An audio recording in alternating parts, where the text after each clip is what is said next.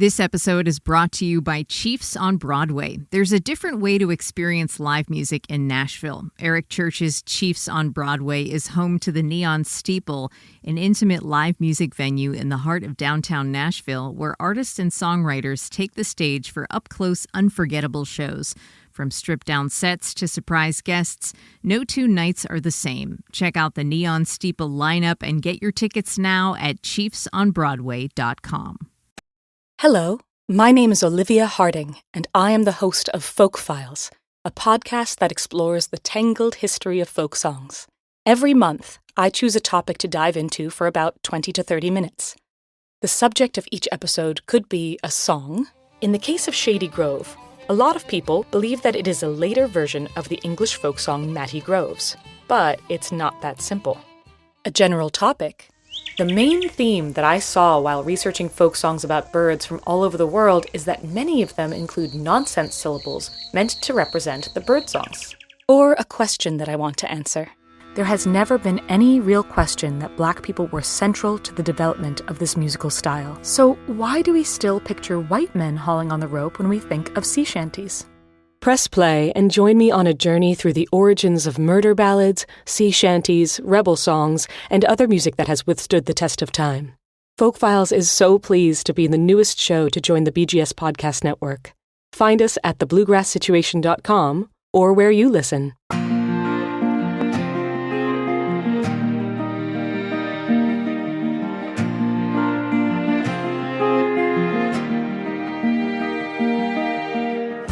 Hi, and welcome to Basic Folk, where we have honest conversations with folk musicians on the Bluegrass Situation. It's your host, Cindy House. Thanks for listening today. We have Alela Diane on the show today. Very excited about her new album and return to form on this record. Get to that in just a moment. There are a few different ways, though, we can stay in touch as Basic Folk friends and family. You can sign up for our newsletter at the link in the show notes, or you can go to basicfolk.com and sign up for the newsletter there. You can also follow us on social media at Basic Folk Pod on Instagram, Facebook, and TikTok and YouTube. You can also support us with a donation. That link is in the show notes as well, or you can go to basicfolk.com. Okay, let's do it. Back in the mid-2000s, Alela Diane's gospel pirate album was ringing my bell, and apparently it was ringing a lot of other people's bells too, especially Europeans. Alela's debut album went gold in France, and she's been able to maintain a pretty decent audience and career across the Atlantic. Meanwhile, at home in the States, she's based in Portland, Oregon. After 2013, she remained relatively unknown and undiscovered, and that was just fine with her. She worked on her music, occasionally flew over to Europe to tour, played local gigs, and raised her two daughters with her husband in their 1892 Victorian mansion. While they were renovating their crazy old house, they also got their daughters a landline and a CD player each, along with their old CD collections. Everything was pretty chill and great. Then her friend and mentor, Michael Hurley, the godfather of freak folk, died last year at the age of 83. After paying a tribute show to Michael, she started connecting with her Portland music community. She would go to shows, inviting people like Anna Tivell over, starting to collaborate with others in town. This all led to her new album, Who's Keeping Time? This time around, she's really going full stop on a huge tour where she's going to be gone roughly 40% of the year from May through December.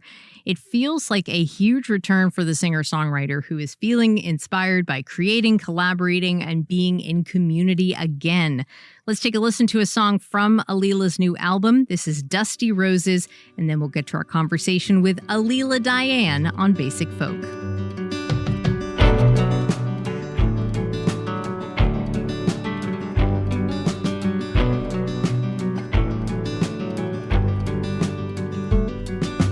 Grew up in the valley, rode horses at dawn. Came home every morning to the TV on. Big blue eyes, long straight hair, some dark secret held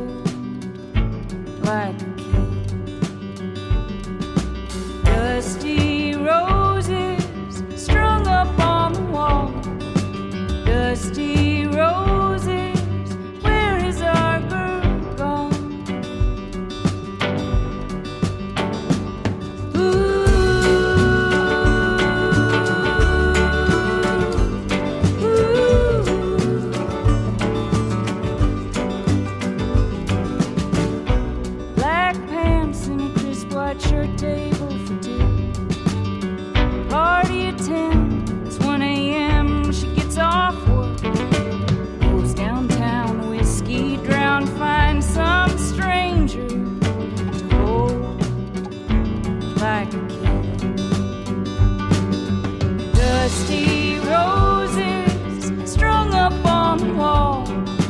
Dusty roses, where is our girl gone?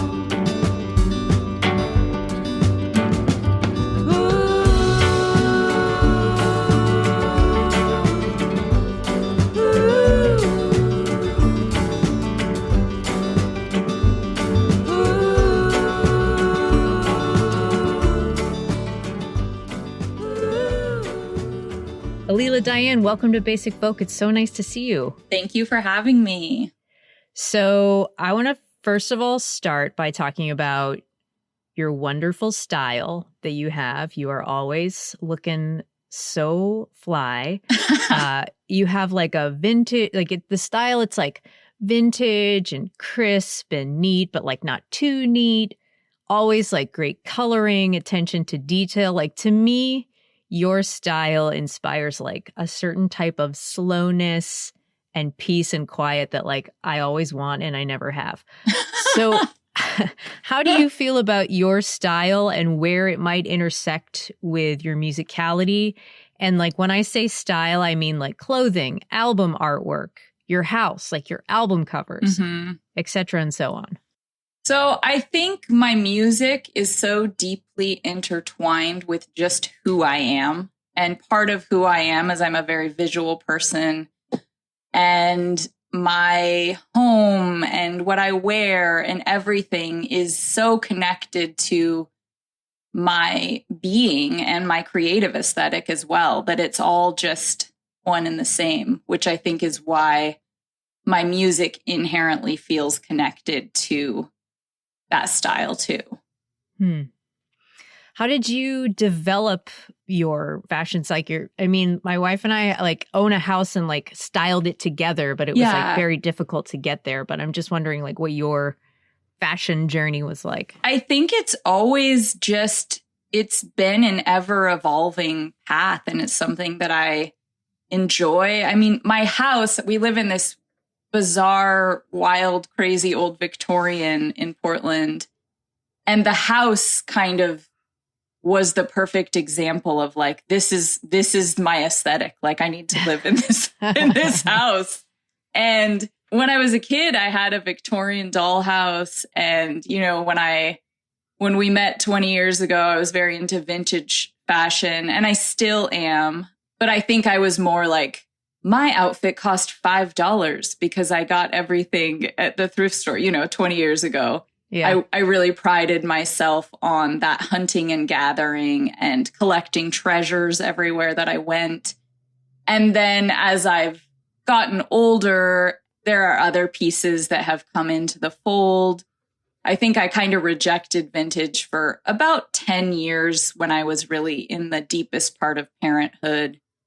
It wasn't suiting me as much, but just in the past couple of years, I've like really gotten back into it. And it's it's fun because now I'm incorporating some pieces that I've had for 20 years. And I'm like, oh, this cool denim vest, I'm going to start wearing this again.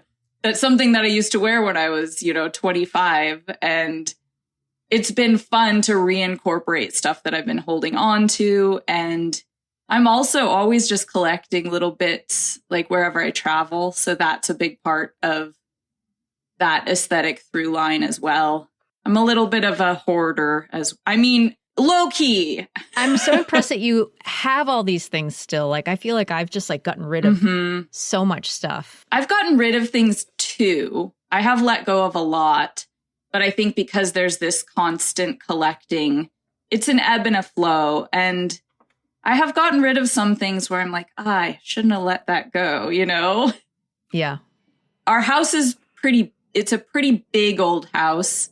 So I think I finally live in a place where things that I had been hoarding in my basement for years actually have found a home here. They have a spot to be, so it doesn't feel crowded or overwhelming here because everything like has its little place. Okay. What's the square footage? What are we talking about here? It's 5,000? It's like 5,000 square feet, including the basement though. So okay.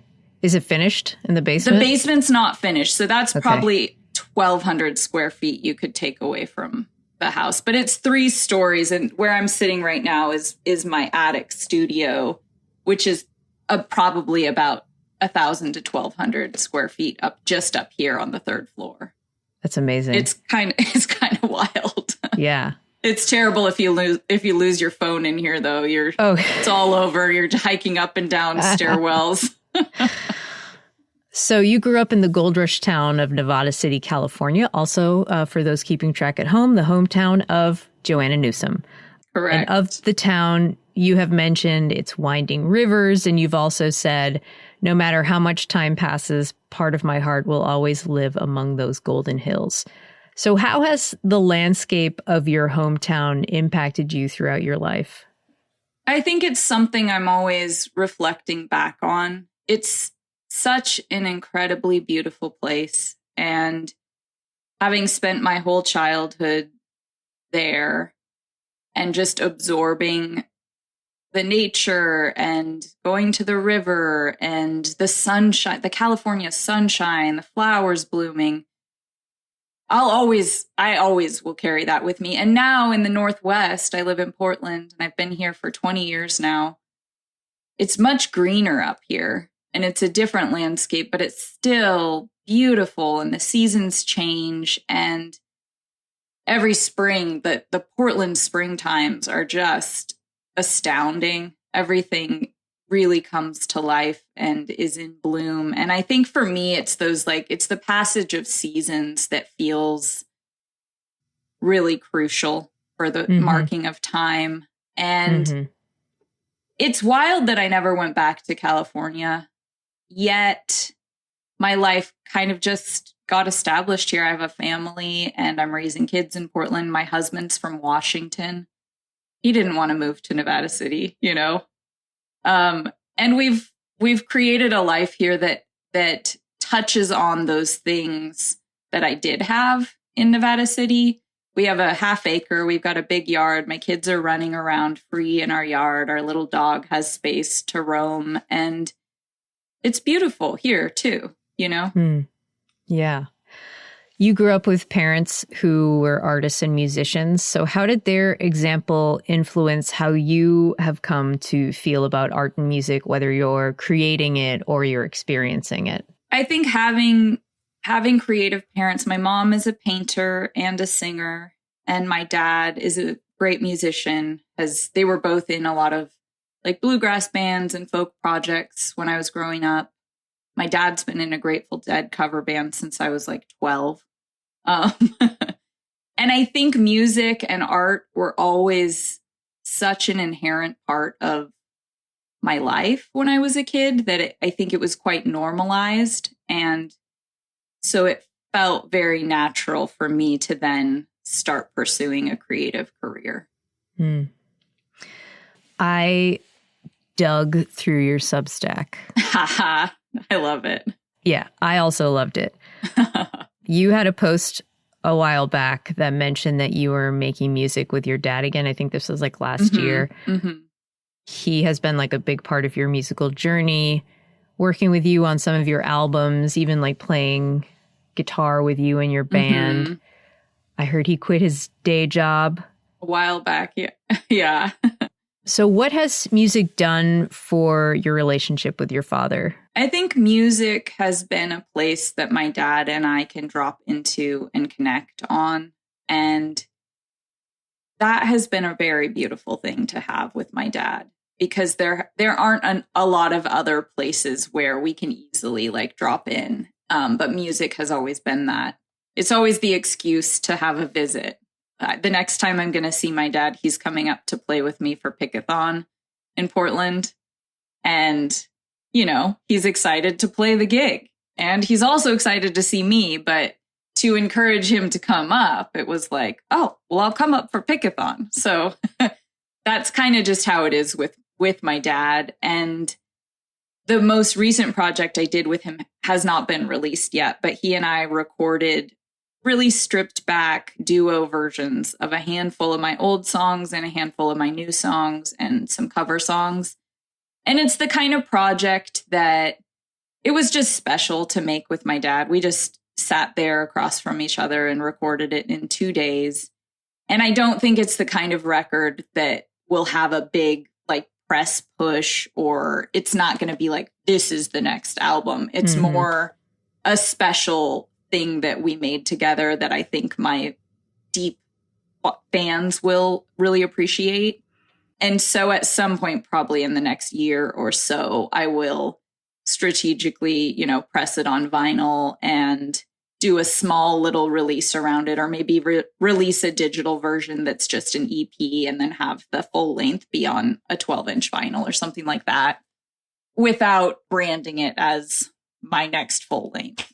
That makes sense. It's more of like a side project. Yeah, that's cool. Yeah.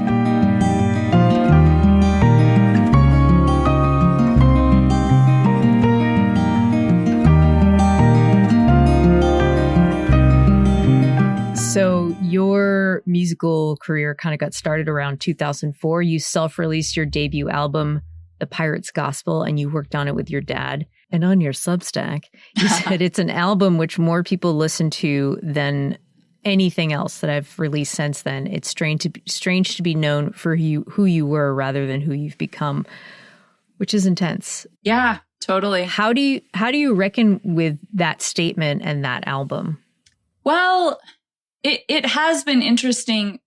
So my career has been weird because in America, I'm not very known. Like I have never had a certain amount of success or whatever in this country. That just has never happened for me. But in Europe, I developed a really strong following, and I can go over there, and I've continued touring in Europe for the last 20 years because that first record was quite successful there. It went gold in France. It's still my most highly streamed music. The Pirate's Gospel, the lead single off that record, I think gets like close to 500,000 plays a month.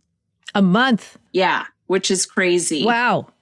So people over there are still listening to that. And these are recordings that I made when I was 21 years old. A golden oldie. Yes. Yeah. With my dad, we did not know anyone would hear that record. And so over in Europe, when I tour over there, I have to play a lot of old songs because I'm essentially riding my own coattails still of that kind of original, flash in the pan success that I had over there. And it's been interesting, like that's been the case. And my hope for this new record is, who knows, but like, this is the first release that I've had on a US record label since I was dropped from Rough Trade in 2012. I haven't had any US support since then. And we'll see, but I'm hoping that I'm able to get back out there in my own country and actually play shows that people show up to. Yeah. Yeah. Wow. Okay. Yeah. I'm also excited to see what happens. Me too. Very curious.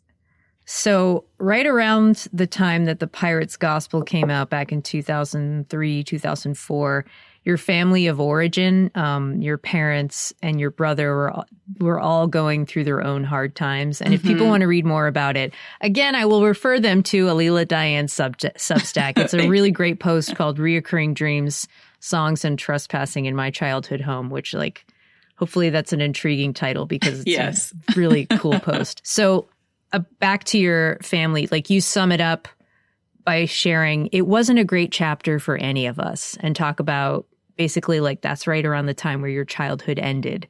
How do you look back on those times of letting go of your family through the lens of being a parent yourself? And what does it make you hope for your daughters when they are on that journey towards adulthood, when their childhood is dying?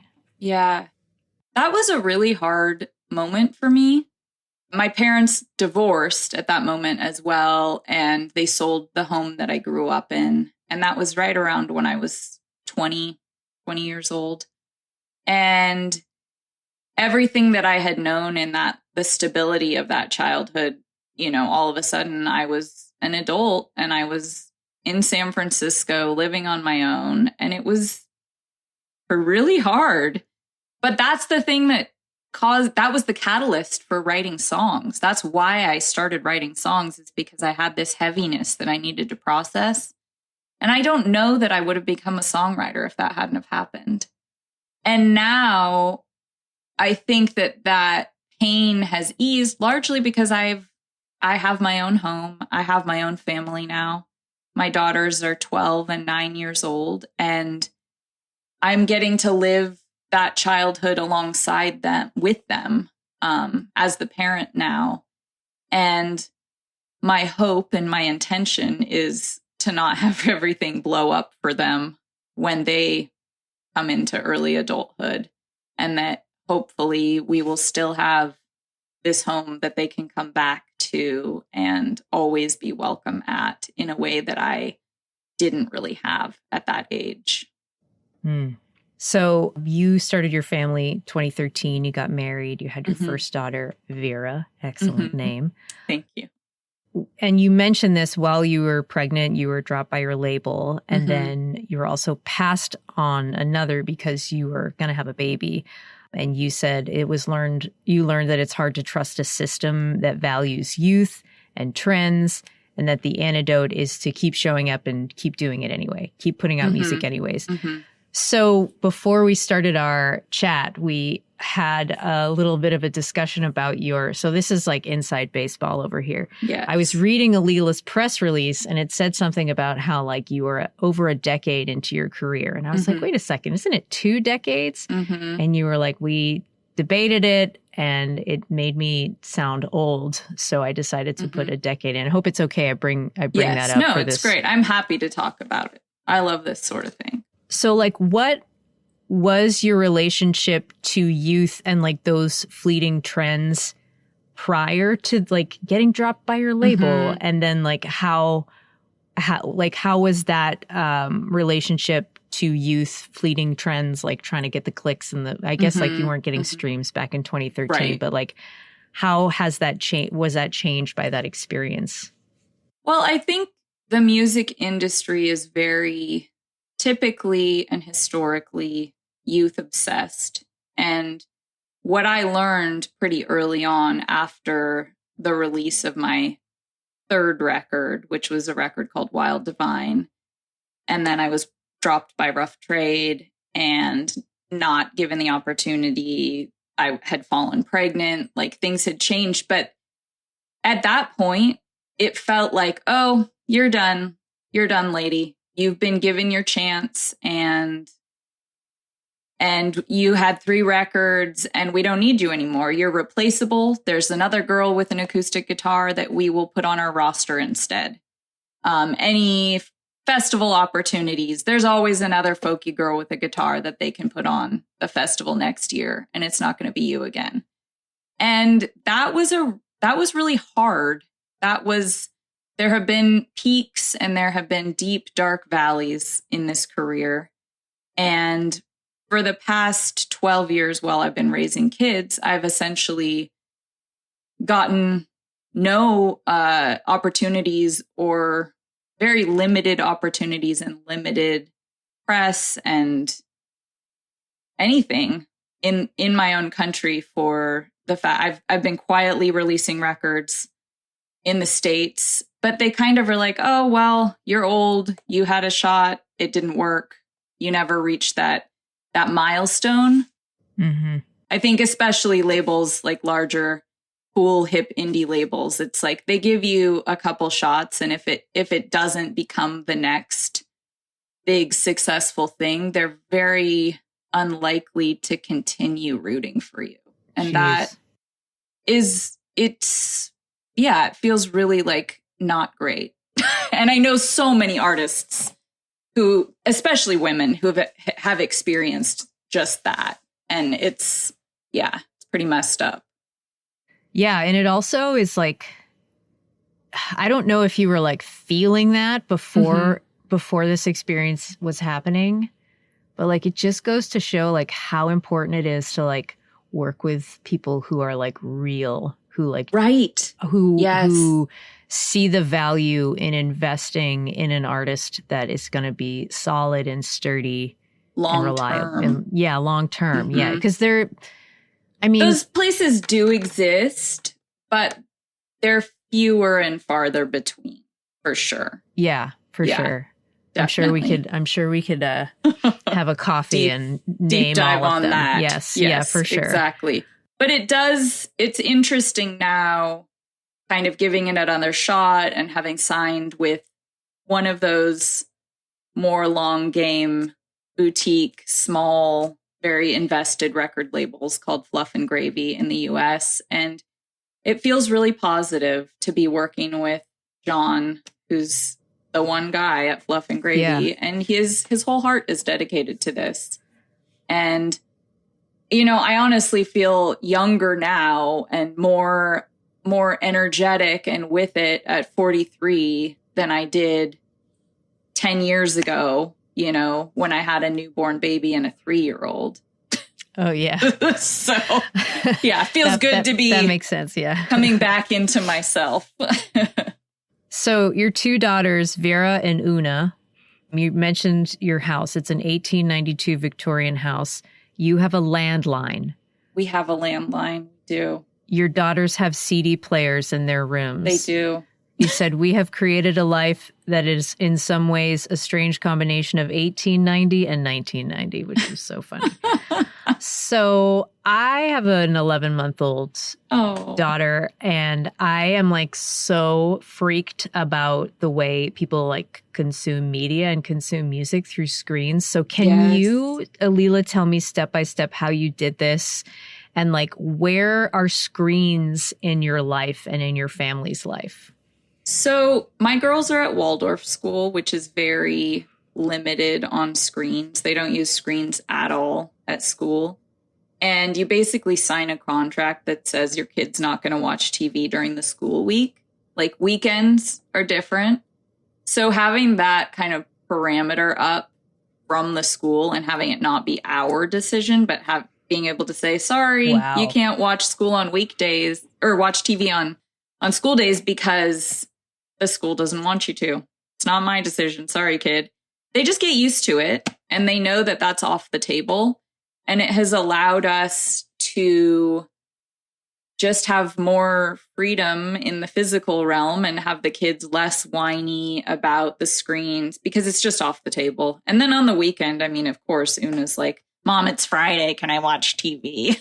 And she can watch some TV on the weekend. And the screens exist. My older daughter is 12 now. She does not have a phone yet. She has been whining about getting an Apple Watch because, she has more independence now. There's a lot of times where she gets dropped off at soccer, or she goes on a walk, or she goes to the grocery store by herself. And she's like, I want to be able to call you if something, if I feel scared or nervous, or you don't show up when you say you're going to show up.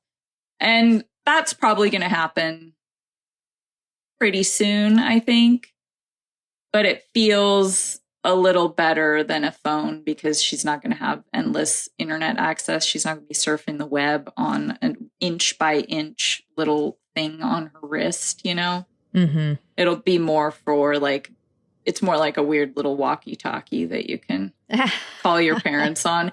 But you can also stream music on it. So the kids do have some playlists now they've been listening to as well. But the CD players were great. That is an awesome way to get kids into music and also have it be a bit limited to what they have access to. They really have been enjoying the CD players, and they're mostly listening to our old CDs from the early 2000s. So bless their hearts. Awesome. It's funny. You're like, listening to Cat Power. Yeah, cool. Totally. Yeah. That's another thing. I got rid of all my CDs one day. I just dropped them all off at the Goodwill. And I regret it. You can always go back to the Goodwill and collect some new ones. That's what I've been thinking about. Yeah.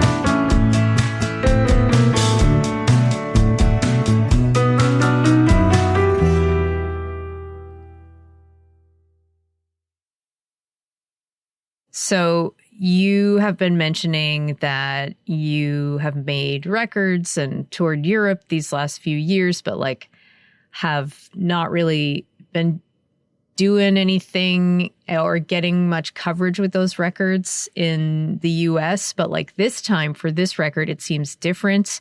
You said that your kids are older and you like felt a shift towards music. When did you feel that shift, and was it easy to turn towards it? I felt the shift about a year ago, maybe a little more than a year ago. I was writing these songs starting I recorded it last August. So the previous fall, I had started writing songs and I was going up to my studio every day during school hours to like work on writing. And I felt really isolated in it. And I was making demos and they were solo recordings and I would play them back. And the guy that was helping me record them, his name's Ross, he was just like, yes, this is it. This is the record. Like, this is great. You solo, that's all you need. And I just, in my deepest heart of hearts, I was like, this isn't the record I want to make. I'm so sick of doing this alone. And I'm so sick of having to tour alone out of circumstance because it's too expensive to go with a band and and just be on my own island in this. And so the writing was happening. And then last spring, when Michael Hurley passed away, I was invited to perform one of his songs at his memorial. And what happened is I went and I saw all these faces from the Portland music community, people I hadn't seen in like a decade, because I hadn't been going to shows and I hadn't been engaging with the music community here. And something in me sort of woke up and was like, oh, if I want to play music, with people again, and if I want to be a part of something, and if I want to re-engage, I have to start showing up. And so I just started going out to shows. I've been to more shows in the past year than I had been in the previous decade. And It's been incredible. There are all these people that I didn't know that are out there making great music. And I've met a lot of people. And that is how I met the players that I made the record with, is just by showing face and leaving my house. And Hurley's memorial was like that catalyst of like, I got to get out of the house. I'm wondering, I love this. I love the role that Michael has played in this record and in this shift in you. I was wondering if you could talk about how you still feel his presence in your life, even though he's gone. I mean, we have listened to he's a part of our life simply because we're playing his records often. We have a record player in our dining room with speakers in the kitchen, and we listen to records every morning while we're getting ready for school, and we listen to records while I'm cooking dinner, while we're eating dinner. And so Michael's voice has been there, and it's continued to be there since he passed away. And I hadn't even seen him for a while. Like, we had connected when I was young and when I was out there in the Portland music scene, and we did shows together. And then the last time we did a show was in this, like, right before, it was February of 2020. So right before everything closed down was the last time I did a show with Michael. And I think I also just have a lot of admiration for the way he continued showing up into his old age. He always did music on his own terms. And he set the example that there's no one way to do a music career. You can really, keep playing at a weird bar out in Astoria to, 20 people. Like, it doesn't matter. It's about the music. And I think that the spirit of that is something that is very dear to me. Yeah. Also, that totally lines up with the antidote to like a record label dropping you at 29 because you're too old. Right. To be too old at 29. Come on. Yeah. Michael's touring in Brooklyn and he's in his 80s. He's in his 80s. So it is possible. these connections that you've been reigniting and these new friends that you are making, like, how has it felt to make those connections and make music like this again while still like holding on to your identity as a parent? Like, how are you holding both of these identities? It's a delicate dance, and it's not easy. But I think because my children are a bit older now and they have their own lives, they have very rich lives, they have a lot of activities, and going to shows again, you know, concerts, I can leave the house at 8:00, which is essentially when they're going to bed. And they can call you on their landline. They can call me on the landline if they need me, you know? And I think it's a lot easier for my partner to be left with both children as well. And I think we've both been giving each other the grace of like, hey, yeah, you should go out, or he goes out, or, you know, we're doing that juggle. And for me, just like playing music with people again has felt really soul nourishing, and going and experiencing live music. I mean, there's some great music happening right now.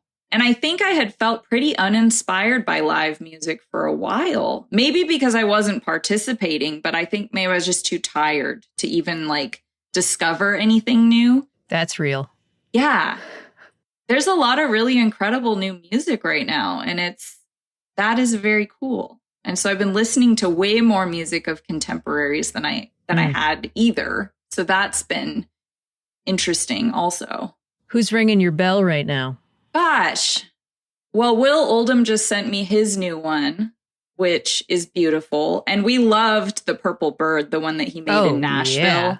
That record's great. Wow. Yes. I just listened to Kevin Morby's new album that was released today. I was listening to that on the drive to school. Sounds great so far. Anna Tivel's new record that came out last year. So good. Lou Hazel. I discovered Shannon Lay, who's going to do some shows with me. Oh, yeah. Her records are beautiful. And I'm so excited that she's going to be opening up some of my shows. Like, I think that will be a really great pairing. I don't know. There's so many. That's a lot of people. That's a decent list, because normally when you're like, what are you listening to? People are like, I don't know. I don't know. So impressive. Courtney Marie Andrews' new record. Super great, you know? So many. As far as I can tell, Alela, you are basically obsessed with time. I am. It's passage and also like the present moment. Mm-hmm. I'm not so sure I feel about the future, but, you know, right. Let's focus on these two. How have you reckoned with being present while being keenly aware of time passing? I mean, the challenge is always to be in this present moment, because it's truly all that we really have. Yet in this world where everything is just coming at you and it's chaotic and we have too many screens open, and it's really distracting to be alive right now. Yet the desire to just lay on the grass and stare at a tree is very much there. I think it's something that most humans struggle with is how do we just exist in this present moment while knowing that we're constantly moving into the future and leaving these versions of ourselves behind. And while, you know, the seasons change and the flock of geese comes back again and another year is gone, and, you know, then the flowers are blooming again and the summer heat comes, and just the cycles and the movement. And I think because I have been in this season of life that has mostly been at home, raising kids in my house, those cycles and those seasons and those circles have been very present for me. Mm-hmm. And I think also mortality, Michael's passing, my grandfather was passing away, had cancer and was dying this past year. And he died this March, about like March 17th, just a little bit shy of a year since Michael passed. And those elders, making their way towards the unknown also has felt pretty real and potent for me also as I get older. I would love to ask you several questions about death, but first I want to know, what is the deal with the geese? The geese are just really around for me. They are at the playground at my kids' school. I see them all the time, like huge flocks. And then they come, we live right by a college in Portland called Reed College. There's a huge field. Again, the geese, they're just there. They're up in the sky. They're flying by. So they made their way into the songs. And they, to me, are symbolic of the passage of time as well. I think of, the Sandy Denny song, Who Knows Where the Time Goes, where the birds always know when to return. Who's keeping time? Well, the birds certainly are, the geese are. They know.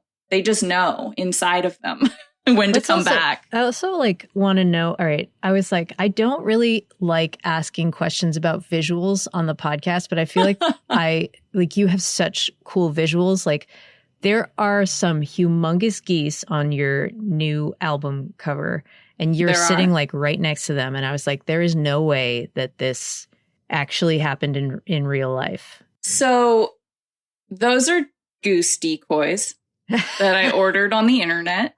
They're not real geese? They're not real geese. They look so real. And they look really real. They look so real. And so I was on a walk, and I was going to use a childhood photograph for the cover of the album, and it just wasn't feeling right. Nobody on the team thought it was the album cover. And I was trying to avoid doing a photo shoot and spending money. And, I was trying to get out of that. And then I was like, okay, you can't get out of it. Yeah. You have to figure out what you want on this album cover. I was on a walk. I saw the flock of geese by my house, and I was like, yeah, it's the geese. How do I photograph a goose? And then I was thinking about, I bet they make goose decoys for hunters. I was like, I wonder if I could track some of those down. And I think that was also right when everyone was posting photos with AI of what is real, what is not real. And it was a play on that as well, of this time that we're in where we don't know what's real. And just because there's a photograph of something, it doesn't mean that it actually happened, and it doesn't mean that it's real. And so for me, using the fake geese, posing as real geese in a very improbable setting, basically having a tea party with me, right? Yeah. In a field, didn't happen, couldn't have happened. How did that happen? So it kind of, for me, took it into that place of playing with reality and playing with us not knowing what to believe anymore. And I think that theme also is present on the album to some extent, of just this acknowledgement of the strange landscape we're in right now. Wow. That's how my brain works. Wow. Okay. Follow-up question. Where are the decoy geese now? They live in my house with me. What are their currently names? The children actually did name them. They have pieces of tape on their feet so that the girls know who's who. I think one of them's name is Lucy. One is Frank. And I can't remember the other two goose's names. We're going to need to do a follow-up interview. Follow-up about the geese. There's one on the porch. There's a couple in the dining room. And I think one might be in a weird nook at the top of the stairs. They move around, and they're surprising to people who come over to the house. That's so funny. Has your marketing team thought of doing special giveaway of one of the geese? I don't know if your girls could part with them, but give it away. I like this idea. With your record, a social media giveaway.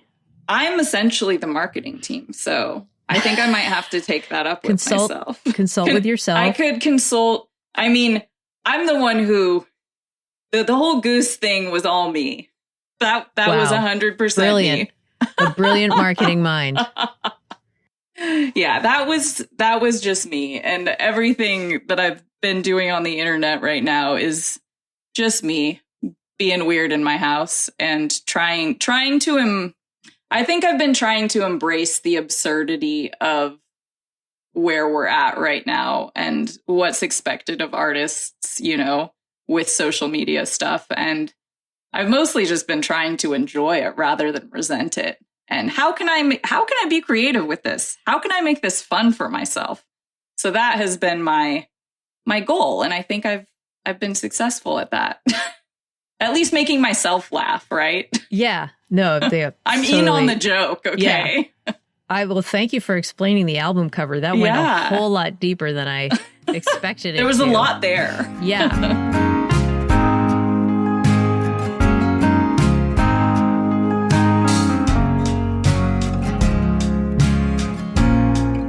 So one more about visuals. Your daughters helped you make a music video for Dusty Roses, and it stars the three of you wearing your vintage clothes all around your house and in your yard. It's really good. Thank you. You all did a really good job. You and the 12-year-olds and the 9-year-old did a really good job. You know, what is it like for you to be able to share and inspire creativity in a project like this? And how do you see that impacting them? I think it's been really good for the girls to see their mom kind of get back to it, you know? And I think sometimes it's hard where they're like, Mom, pay attention to me, not your song or whatever. But they really enjoyed making the music video with me, which was sweet. And we brought in one of my older daughter's friends to like help use the camera. The cinematographer.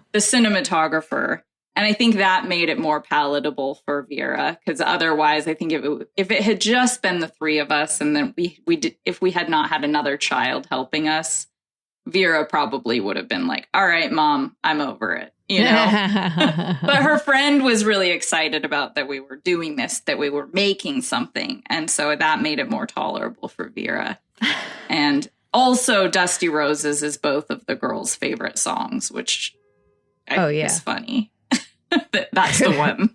It's a very dark story, but they're like, Mom, Dusty Roses is the best. That's the banger. You That's know? it. We're gonna That's TikTok, their song. That's the TikTok hit. Exactly. We hope. Okay, now to the death portion of the interview. The song Spring is a Fine Time to Die was just like, for me, like a showstopper.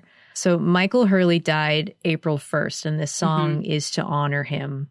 And there is such an incredible backstory of this song. Florist friend shared with you that spring really is the kindest time to die. It's like a better time to grieve when rebirth is all around. And your grandfather that you mentioned just passed away in early spring, almost 3 days from spring. 3 days shy of spring, yeah. Now that you've lost two loved ones in spring, how do you feel about it as being a good time to die? Well, I think, you know, you're going to die in some season, right? So why not die when the flowers are blooming at the very least? And I do think, you know, grieving during that time, like when my grandfather passed this last spring and we were at his funeral down in Southern California in Carpinteria, and the bouquets on his casket were astounding, and we were all there and the sun was shining and we had an incredible gathering to honor him. And it was so potent and it was so beautiful. And it was his time. He was 90 years old. It was his time to go. And he passed in the sunlight of his window where he would sit in his chair, and they brought in a hospital bed and put it in his spot. And he had a good passing, surrounded by all his daughters in the springtime. And so I think, I mean, who knows? Is there ever a good time to go? I don't know. Yeah. But it's inevitable for everyone who walks this earth. And, you know, I do think it's probably better to have someone pass and then be greeted by beauty and sunlight and spring showers than it is to be in the dead of dismal winter, right? Yeah. I don't know. I mean, it's so true. I feel like I thought about this and I'm like, it probably should be like right as the fall is just fall getting is so beautiful too. But I feel like that's like a really selfish thought to have, because it's like, well, I don't want to die when it's like nice out, you know? Right. I'll miss it. Oh yeah, you'll miss it. Yeah. Who knows? We had I don't know if you're familiar with the artist Jeffrey Foucault, but he lost his best friend and his drummer, Billy Conway. And his last record was a lot about their friendship. And Billy had what seemed like a beautiful death. And it sounds similar to your grandfather's death in that he was at home. He was like surrounded. It was just basically like a 3-day party of just like 40 of his closest friends and family, people. Just like hanging out, making food, drinking beer, making a fire, playing music, you know, talking, laughing. Yeah. And it's, you don't really, you know, and I feel like that was the first time I thought about like, you know, it's really nice to have a beautiful death. I think so. I mean, it's probably not easy whichever way you cut it. And I think even if it is a good, quote unquote, good death, or you're surrounded by all your people, it's still really hard. It's a hard task. And yeah, I don't think it's ever easy to go. No. I've also been thinking about this as like becoming a parent with our baby. Like, really brings it to the surface, doesn't it? How did that change for you? Like when you became a parent, how did that change for you? Well, all of a sudden, it's not just you that you're considering. It's you've brought this precious being, you know, into the world, and you want to protect them and save them from pain. You want to save yourself from the pain of losing them. So there's this like anxiety and this edge that kind of comes around being the provider for and the caretaker and the parent of this little being who can't take care of themselves. The responsibility of that is just enormous and fragile and just so delicate. And it's wild. I do think that birth and death are intrinsically linked, you know, that the feeling of that child coming into the world and seeing them open their eyes, and they're this little being from some place you don't understand. And I feel like that magic of the other side is still so very alive in newborns and babies. Yeah, that is wild. And in my case, like when my second daughter, Una, was born, I almost didn't make it. And I had a really harrowing childbirth experience. Wow. And that also taught me how fragile life is. And I think after that experience, my perspective changed a lot, and nothing is taken for granted anymore. Yeah, when you're just like, oh, the edge isn't that far away, actually, you know? Yeah. Wow. It's right there. It's right there. Wow. I'm sorry that happened to you. Thank you. Yeah. These lessons and these things we learn along the way, you know? Mm-hmm. Yeah. Well, I wanted to ask you about your current mental state and what that looks like as you are about to hit the road for like 3,000 dates the rest of the year. I'm doing pretty well. I mean, I think the packing up, I fly out to Paris on Sunday. The packing up and the leaving and the explaining to the children that I'll be gone for 2 weeks this time. I've got more than 50 shows on the calendar for the end of the year. So It's I will. A long list of shows. Yeah. A lot. I'll be gone more than I've been since I've had the girls. And I've gone for like 3 weeks at a time several times over the course of a year before, but never like this. And thankfully, my husband is very capable of holding it down. And I know that when I leave, they have their routine. And we also have grandmas who can come help here and there. Grandmas. Thanks, grandmas. So helpful. And I think I'm mostly just nervous about like, okay, is my voice going to be able to take, to do this, and my body, because it's really a physical grind to be on tour. And I just hope that I can remain healthy. I think that's a worry, because it does take a physical toll carrying that much heavy stuff every day and being in a different city every night. And I think there will be a certain amount of whiplash that I experience sort of being gone, being on the road, living that life, and then coming home and not really getting to rest and decompress from tour, but rather immediately being jolted into being needed by my family and being in the role of mother all of a sudden. So, yeah, I think in some ways, now that I am a parent, sometimes tour feels, it's a break from parenthood. And so I'm like, how can I make a 6-hour ride in a van feel like nourishing self-care? How is a long haul flight, a time to decompress? Right. So right. We'll see how that goes. Yeah. Well, it's a good thing you're feeling so youthful. Right. Yeah. Well, let's wrap up with a quick lightning round. All right. You're going to be great at this. Thanks. What is the correct number of shoes to bring on tour? The correct answer is 2. Okay. 1 to wear during the day when you're traveling, and 1 to wear on stage. Sometimes I break that rule and bring maybe 3 pairs.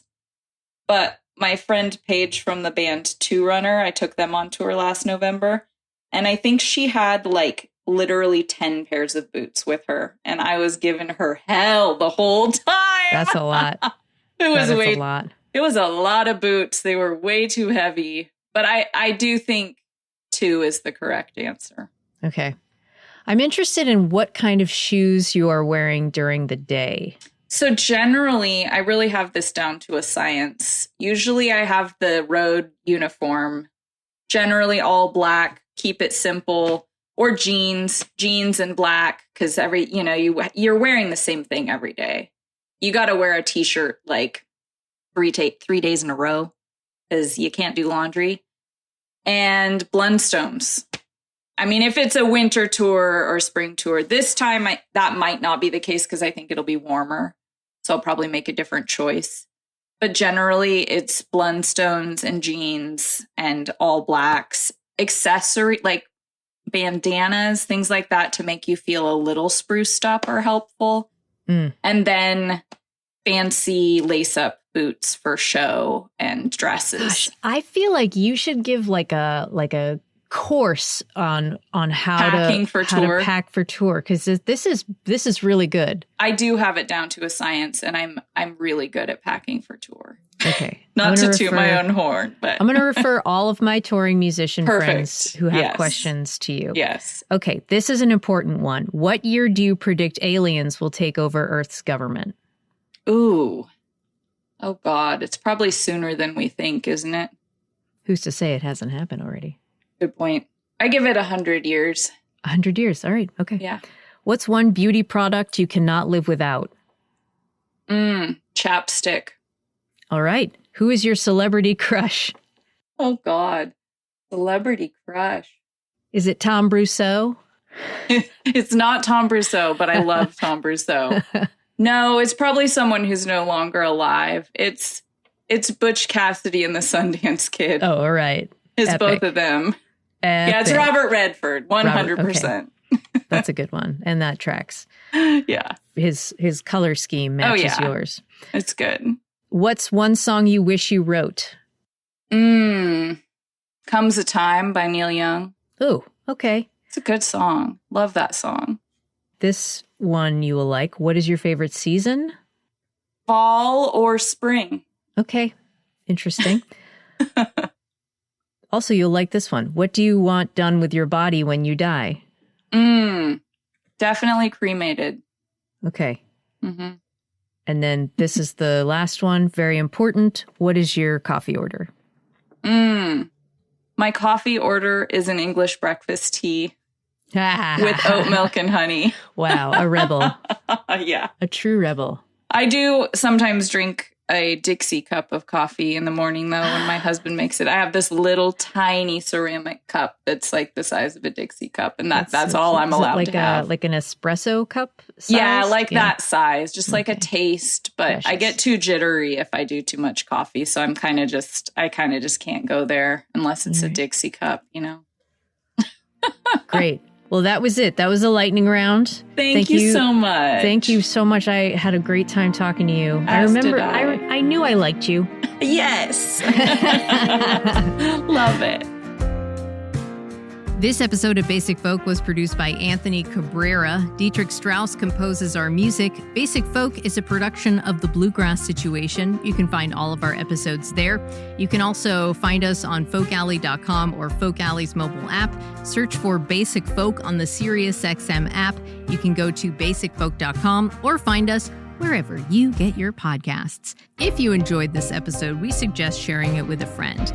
Like maybe that friend who owns a very humongous old Victorian house and walks the widow's walk back and forth, and they need something to listen to while they're walking the widow's walk. Send them this episode. All right, thanks for listening all the way to the end. Talk to you next time. Bye.